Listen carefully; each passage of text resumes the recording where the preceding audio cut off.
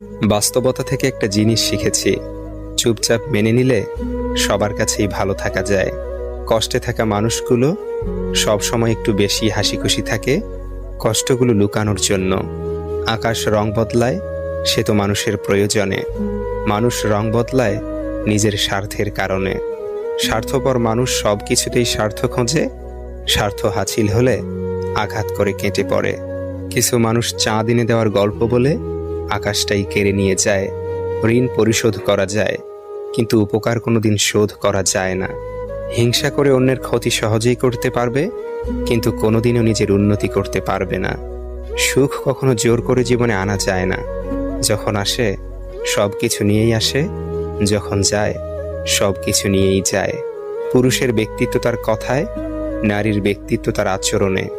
বৃষ্টি না আসলে বোঝা যায় না ছাতার কোথায় ছিদ্র আছে, তেমনি খারাপ সময় না আসলে বোঝা যায় না কার মনে কি আছে। শেখার মধ্যেও পার্থক্য একটা আছে। বই থেকে শিক্ষা গ্রহণ করলে ঘুম চলে আসে, আর জীবন থেকে শিক্ষা গ্রহণ করলে ঘুম উড়ে যায়।